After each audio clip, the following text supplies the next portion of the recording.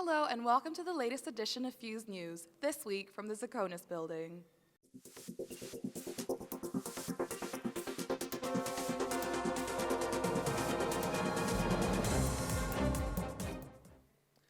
On Monday, the Universities and Colleges Union announced that 74 UK universities will be hit with 14 days of strike action in February and March, with the University of Manchester being affected again.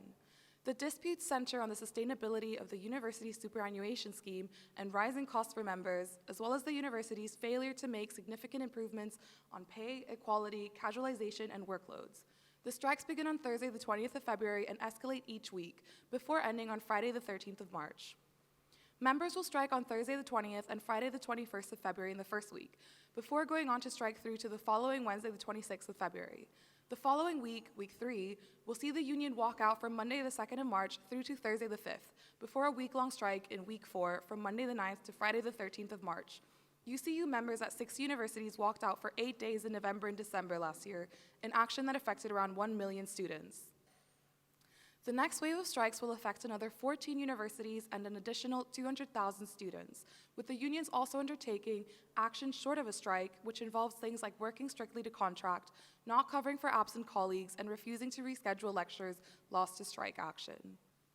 The coronavirus outbreak has continued to make headlines across the world over the past week, with the number of deaths in China rising to 425, and the World Health Organization declaring the outbreak a global health emergency. The president and vice chancellor of the university, Dame Nancy Rothwell, released a statement during the week regarding the virus and updated staff and students on the safety of those who are in China.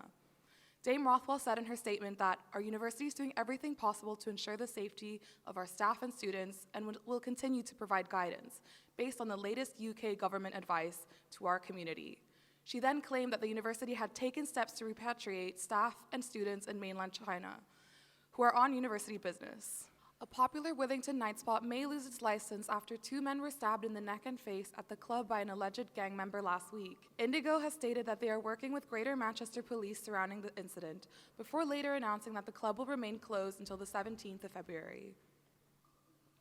Law students from the University of Manchester are set to feature in a jury on a BBC series presented by 2 Manchester graduates, which will investigate how Britain's courts are handling our law and order crisis.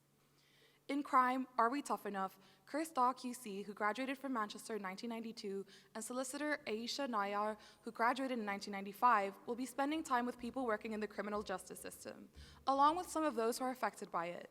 Some of the students involved will appear in the final episode of the series, which can be seen on BBC iPlayer.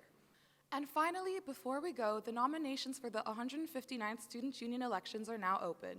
The nominations are open until Friday, the 14th of February, before the vote opens on the 27th of February. The roles on offer include General Secretary, Postgraduate Officer, Education Officer, and Women's Officer, alongside many more. Keep up to date with Fuse News over the coming weeks as we bring you the latest from these elections. That's all from me and the Fuse News team for now. Goodbye.